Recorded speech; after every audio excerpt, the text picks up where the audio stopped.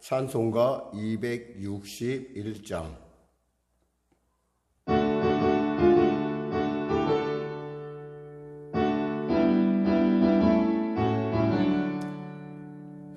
이 세상의 모든 죄를 밝히시는 주의 보혈, 성자 예수 그기 함께 찬송하고 찬송하세.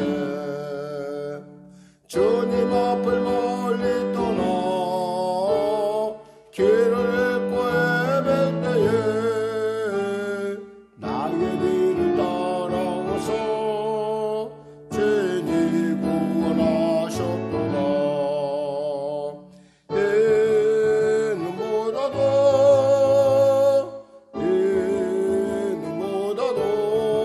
할렐루야 주의 흘리신 보혈로 이게 씻어주옵소서.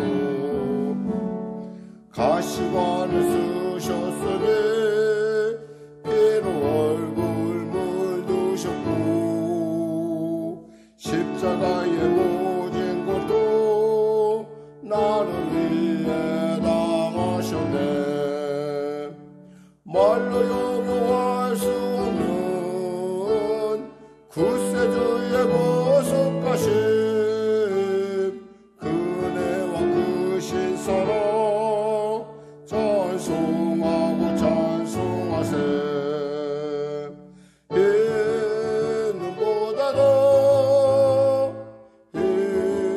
이는보다도 할렐루야 주의 흘리신 보혈로 이게 씻어주옵소서. 아버지를 멀리 떠나 바른 길을 쳐버리고 여러 가지 죄악으로 지금같이 되었으니 물 같은 것 가지고는 씻을 수가 아주 없네. 주여 귀한 몸의 피로 날 정결케 하옵소서. 이는보다도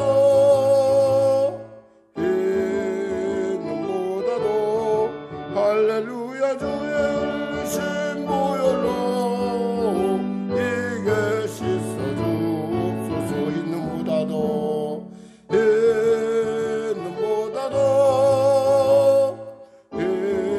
이는보다도 할렐루야 주의 흘리신 보혈로 이게 씻어주옵소서. 아멘.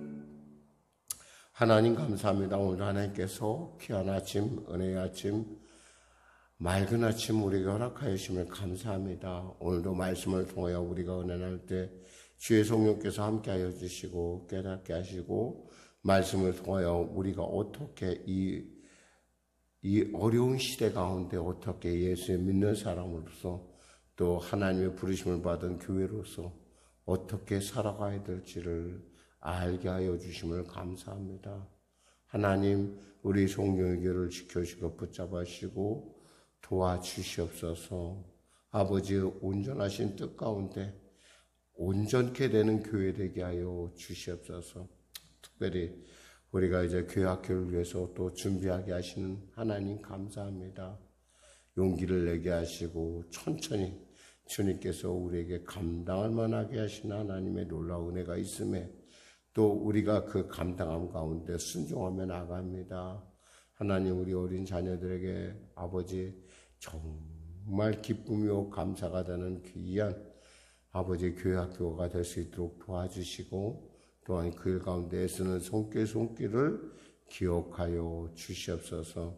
코로나19 시대 가운데 사랑 우리 성도들 이제 2차 접종 또 새로운 접종 가운데 나갑니다. 하나님 항체가 잘 형성되게 하여 주시고 순적하게 그리고 아버지 그 형성함을 통해서 이 코로나19 시대 가운데 잘 이겨나갈 수 있도록 도와주시옵소서.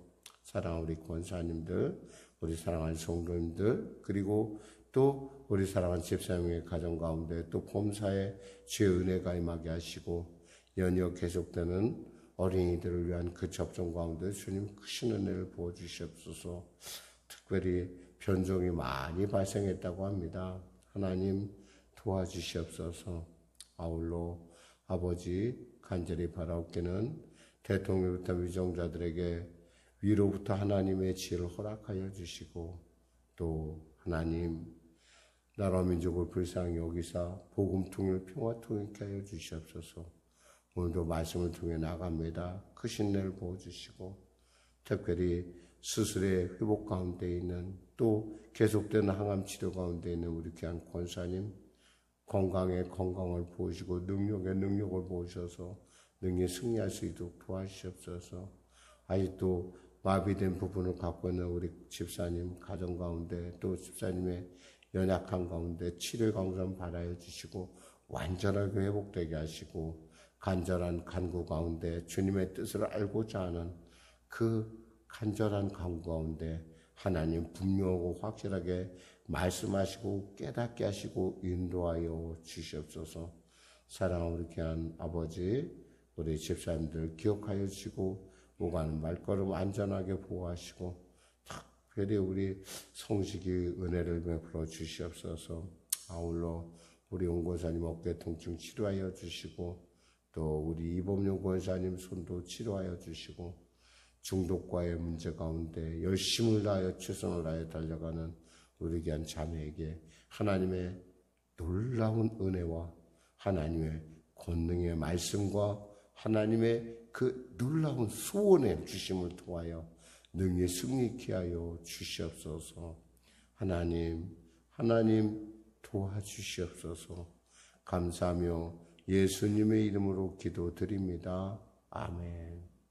하나님은 살아계십니다. 은혜 나누실 말씀은 요한 2서 1장 1절에서 6절 말씀 되겠습니다. 요한 2서 1장 1절에서 6절 말씀. 우리 하나님 말씀 같이 합독하겠습니다. 장로인 나는 택하심을 받은 부녀와 그의 자녀들에게 편지하노니 내가 참으로 사랑하는 자요 나뿐 아니라 진리를 아는 모든 자도 그리하는 것은 우리 안에 거하여 영원히 우리와 함께할 진리로 말미암음이로다. 은혜와 긍휼과 평강이 하나님 아버지와 아버지의 아들 예수 그리스도께로부터 진리와 사랑 가운데서 우리와 함께 있으리라. 너희 자녀들 중에 우리가 아버지께 받은 계명대로 진리를 행하는 자를 내가 보니 심히 기쁘도다. 부녀여, 내가 이제 네게 구하노니 서로 사랑하자.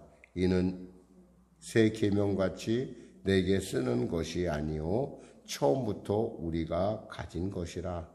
또 사랑은 이것이니 우리가 그 계명을 따라 행하는 것이요 계명은 이것이니 너희가 처음부터 들은 바와 같이 그 가운데서 행하라 하심이라.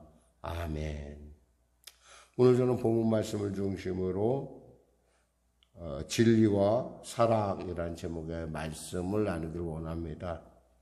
사실 오늘 본문을 보면서 이렇게 그냥 우리나라 말로만 봐서는 사실 여기서 말하는 부녀 그리고 그 자녀를 볼 때는 그냥 어떤 불특정한 요한이 사도 요한이 알고 있는 어떤 그 가정을 대상으로 하는 얘기로 보여지지만 또 당시의 교회가 가정교회 중심으로 이루어져 있다. 이 가정교회 중심으로 되어 있다는 걸 또 혹이 또 통일교로 오해하지는 마세요. 그게 아니라 가정을 중심으로 교회가 형성되어 있다는 거예요. 통일교가 얘기하는 가정교회 그런 것이 아니라 가정을 중심으로 실제 가정을 중심으로 교회가 형성되어 있는데 이것을 원어적으로 보면은 좀 굉장히 좀 이해가 될 만한 부분이 있어요. 여기서 특별히 택함을 받는 부녀라는 택함 받는 이 말에 보면은 에클레크테라는 말입니다. 이 말은 에클레시아, 교회라는 말하고 같은 단어고요. 또 문법적으로 봐도 여성형, 명사형, 똑같은 여성형이에요. 그런 걸 봐서는 이것은 교회로 보는 것이 마땅하겠다. 그리고 또 여기서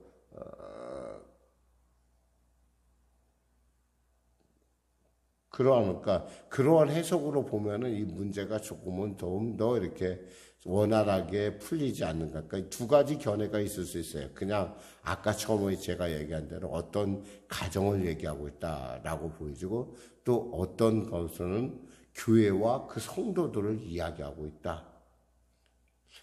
근데 문맥적으로 봐서는 교회와 성도를 이야기하고 있는 것이 좀 더 가깝다라고 보고 있습니다. 그래서 무엇보다도 요한 1서가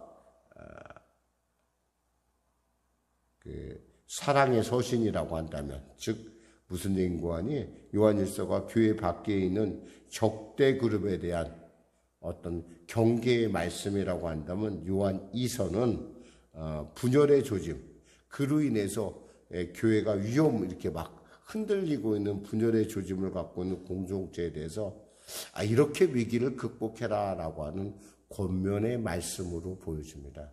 그래서 오늘 그 권면의 말씀이라고 하는 이 말씀의 의미를 한번 살펴보도록 하겠습니다. 1절, 2절 같이 합독하겠습니다. 장로인 나는 택하심을 받은 부녀와 그의 자녀들에게 편지하노니 내가 참으로 사랑하는 자요 나뿐 아니라 진리를 아는 모든 자도 그리하는 것은 우리 안에 거하여 영원히 우리와 함께할 진리로 말미암음이로다 그랬어요. 좀 말이 좀 쉬운 것 같은데도 조금 어려운 부분이 있어요. 여기서 보면 이 장로는 누구를 말하겠어요? 바로 사도 요한을 가리키는 거고, 또 여기서 아까 말씀한 대로 택하심을 부녀 그리고 그 자녀라는 말에서 우리가 어떤 두 가지의 뜻을 읽을 수 있지만 문맥적으로 봐서는 좀 그 당시에 가정교회와 그 가정교회에 이루는 그 성도들에게 편지한다라고. 그러니까 한마디로 보내는 사람이 있으면 수신자가 있을 거 아니에요. 받는 사람이 있는데 지금 보내는 사람은 누구예요? 사도 요한이고 받는 사람은 바로 택하심을 받은 교회와 그 성도들이라는 거죠. 우리가 안에 임하여 영원히 우리와 함께할 진리로 말미암으리라. 이 진리라는 건 뭐예요? 바로 하나님이시고, 또 진리는 뭐예요? 힘이고, 진리는 또 뭐예요? 말씀이고, 말씀은 곧 뭐예요? 사랑이라는 거예요. 우리가 사랑하려고 사랑이 많아서가 아니라 말씀을 따라가다 보니까 뭐예요? 사랑하고 있다는 거예요. 지금 그런 뜻을 지금 은연중에 지금 이야기하고 있어요. 3절 볼까요? 은혜와 긍휼과 평강이 하나님 아버지와 아버지의 아들 예수 그리스도께로부터 진리와 사랑 가운데서 우리와 함께 있으리라 그랬어요. 교회를 이루며 있어서 가장 중요한 두 가지 축이 있어요. 그건 뭐예요? 진리와 사랑. 또 이렇게도 볼 수 있죠. 공의와 은혜. 법과 은혜. 그러니까 이 두 가지 축이 균형을 이루지 못하면 어떻게 돼요? 교회가 교회답지 않게 된다는 거예요. 예를 들면 사랑만 하게 되면 뭐가 돼요? 맹목적인 사랑이 돼요. 눈이 없는 사랑. 그럼 교회가 어떻게 돼요? 사랑하다가 어떻게 돼요? 방향을 상실해 버린다는 거예요, 교회가. 또 거꾸로 진리만 하면 어떻게 될까요? 교회가 에베소 교회처럼 첫사랑을 잊어버렸다라고 되는 거예요. 그러니까 우리가 이 부분, 그러니까 진리와 사랑이라는 말이 얼마나 중요하고 균형을 갖춰야 되는가.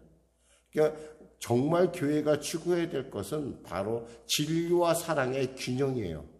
밸런스인데 이 밸런스가 잘 맞춰지면 어떤 교회가 되냐? 그 안에 뭐가 있느냐 보니까 은혜와 긍휼과 평강이 있다 그랬어요. 은혜와 긍휼과 평강.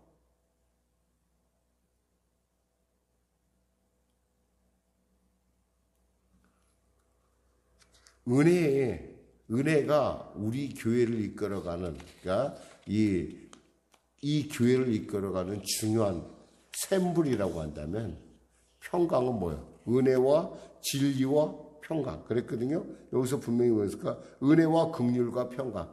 이 긍휼이란 뭐예요? 그 은혜가 임할 때 우리 마음에 임하는 그 하나님의 용서하심이라는 뜻이 이 안에 숨어져 있어요. 이 긍휼이라는 말은 사실은 하나님의 용납하심. 뭐 우리가 생각하면 나의 긍휼. 사실 긍휼은 우리 것이 아니에요. 하나님께서 주신 것이. 은혜가 우리에게 임하면 우리도 주님을 따라가는 하나님이 우리를 자신을 용납해주는 그러한 그 역사가 나타나거든요. 그러면 여기서 말하는 그런 평강이란 뭐냐? 긍휼이 우리 안에 임하면 어떻게 돼요? 우리 마음이 어때요? 흔들리지 않은 평화의 상태와 그러니까 본질적으로 말하면은 정말 이 결과로 그러니까 은혜와 여기서 말한 것처럼 은혜와 긍휼과 평강이라는 것은 마치 그냥 계속되는 그 점점 교회에 확대돼가는 어떤 교회의 전체적인 분위기를 의미하는 거예요. 그러니까 은혜와 진리, 즉 말씀하신 것처럼 은혜와 말씀하신 것처럼 여기 진리와 사랑의 균형이 맞으면 바로 하나님께서 우리에게 뭘 주시냐? 은혜와 긍휼과 평강을 부어주신다는 거예요. 그럴 때 우리는 어떻게 돼요? 교회가 정말 시대의 빛과 소금의 직분을 감당하고 또 그러한 은혜와 진리와 은혜와 긍휼과 평강을 누리는 성도들은 어떠냐? 그 놀라운 풍성함 가운데 세상 가운데 빛과 소금의 직분을 감당할 수 있다는 거예요. 사실 신앙생활의 핵심은 뭐예요? 어떻게 보면 우리에게 은혜가 있느냐, 은혜가 없느냐. 4절, 6절 같이 합독하겠습니다. 너의 자녀 중에 우리가 아버지께 받은 계명대로 진리를 행하는 자를 내가 보니 심히 기쁘도다. 부녀여, 내가 이제 너에게 구하노니 서로 사랑하자. 이는 새로운 계명같이 내게 쓰는 것이 아니요 처음부터 우리가 가진 것이라. 또 사랑은 이것이니 우리가 그 사랑을 따라 행하는 것이요 계명은 이것이니 너희가 처음부터 들은 바와 같이 그 가운데서 행하라 하심이라. 사실 우리가 그 사랑과 진리, 왜냐하면 말씀이 서로 간에 이렇게 진리와 사랑이 서로 간에 이렇게 연관성을 갖는 이유는 예수님께서 보세요. 나는 진리요 생명이요 나로 말미암고 누구에 갈 수 없다고요? 아버지께로 갈 수 없다고 그랬어요. 그러니까 하나님의 말씀이 우리에겐 진리이고 또 그 말씀을 따라가다 보면 그 말씀대로 살다 보면 우리는 뭘 이루어요? 사랑을 이루어간다는 거예요. 우리가 결코 사랑이 많은 존재가 아니에요. 근데 우리가 말씀을 따라가다 보니까 어떻게 돼요? 우리가 사랑하는 사람이 된다는 거예요. 시대에 어려운 시대 이렇게 이단이 난무하고 이렇게 정말 혼동되는 정말 사실 요즘처럼 이렇게 영적으로 혼탁하다 할 때가 참 드문 것 같아요. 뭐 그런데 그때만 그런 것이 아니라 당시 요한이 생존했을 당시 초대교회가 그렇게 이단과의 어떤 그런 특히 영지주의라고 하는 그러니까 영지주의는 뭐냐면 한마디로 다시 말씀드리면 이거예요. 사람의 육신은 더럽고 육신이 하는 일에 대해서 우리의 속사람, 영은 책임질 필요가 없다라는 거예요. 그러니까 육신이 아무리 지저분한 짓거리를 해도 영은 결코 손상을 받지 않는다는 거예요. 이 얘기는 뭐냐면 예수님의 십자가를 부인하는 거예요. 육신에 아무리 죄를 지어도 죄가 안 된다고 한다면 그 사람이 예수님의 십자가 은혜를 구할 이유가 없잖아요. 그러니까 이 영지주의가 갖고 있는 가장 무서운 것은 뭐냐면 그를 따라가다 보면 편리해요. 우리가 이해가 쉬워요. 근데 뭐예요? 중요한 건 십자가를 부정한다는 거예요. 그러니까 십자가를 부정한다는 건 뭐예요? 하나님의 구원의 은혜를 부정한다는 거예요. 하나님의 구원의 은혜를 부정한다는 건 뭐냐? 바로 부활을 부정한다는 거예요. 부활을 부정한다는 건 또 뭐냐? 바로 주님의 다시 오심에 대해서도 부정한다는 거예요. 이래서 사실 우리가 흔히 이렇게 영화나 뭐 우리가 매스미디어나 이런 것들 가끔 보면 착하게 살면 천국까지 이런 얘기를 가끔 하잖아요, 여러분. 근데 착하게 산다는 기준이 뭐예요? 착하게 산다는 기준이 집신장사에게 착하게 산다는 거하고 우산장사에게 착하게 사는 것 뭘까요? 우산장사에게 다분히 있잖아요. 좋은 환경은 뭐냐면 비가 오는 거예요. 그러나 집신장사에게 좋은 것은 뭐예요? 비가 안 오는 거예요. 나름대로 그 사람들 나름대로 자기는 착하다고 주장할 수 있어요. 하나님이 볼 때 그게 가능할까요? 어제나 오나 영원히 동일하신 하나님의 그 놀라운 기준에서 볼 때 도대체 뭐가 착하고 뭐가 악한 거예요? 남에게 잘해주는 그 남이라는 게 누구예요? 어떤 사람에겐 잘해주는 것이 될 수 있어도 어떤 사람에겐 나쁘게 하는 것이 될 수 있다는 거예요. 우리의 기준은 명확해요. 말씀이에요, 말씀. 그 말씀 때문에 예수님이 이 땅에 오셨고 그 말씀 때문에 십자가에 죽으셨고 그 말씀 때문에 부활하셨고 그 말씀 때문에 뭐예요? 다시 오시는 거예요. 그러니까 그 말씀을 어기는 일, 말씀을 어기는 뭐예요? 사랑하지 않는다는 거예요. 엄밀하게 말하면 착하지 않는다는 거예요. 착함의 기준은 철저하게 말씀이에요. 그리고 그 말씀은 우리에게 모든 말씀이 다가 속하는 것이 아니에요. 내게 주신 말씀이 있어요. 누가 가르쳐줘요? 내게 주신 말씀은 성령께서 가르쳐줘요. 성령께서 하시는 말씀은 뭐냐면 서로 사랑해라 이거예요. 사랑하면 뭐예요? 너희에게 준 계명이 이루어지고 계명이 이루어지면 뭐예요? 너희 안에 뭐가 선다는 거예요? 진리가 선다는 거예요. 같은 듯 하면서도 참 애매한. 근데 오늘 분명하게 이 교회라는 공동체를 향해 사도 요한은 이렇게 말하는 거예요. 진리와 사랑 가운데 서라. 기도하겠습니다. 하나님 감사합니다. 말씀을 전했습니다. 귀한 성도들 이 새벽에 정말 하나님의 말씀을 통해서 진리 가운데 서는 자가 되게 하시고 바른 사랑, 참 사랑, 눈 있는 사랑, 눈 떠 있는 사랑, 온전한 사랑, 의지적 사랑을 말씀대로 살고자 하는 의지적 사랑을 그들이 행하는 귀한 하루가 되게 하여 주시고 이 매일매일의 하루를 통해서 아버지 하나님의 놀라운 그 나라가 우리 안에 임하는 역사 허락하여 주시옵소서.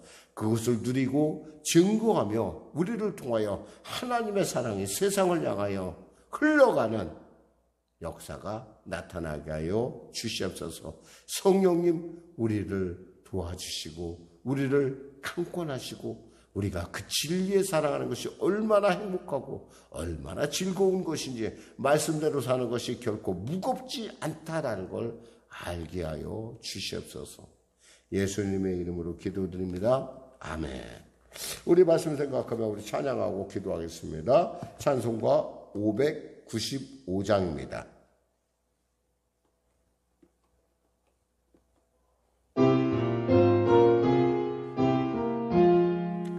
나 맡은 본분은 구주를 높이고 문 영혼 구원 얻도록 잘 인도함이라.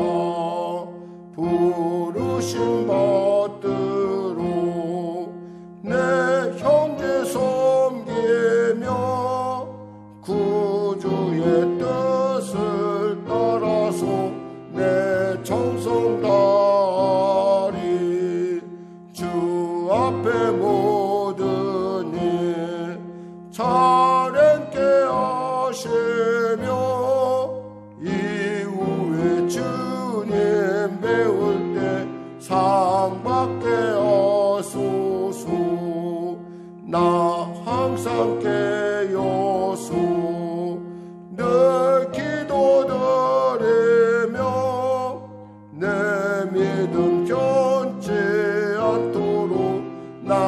도와주소서.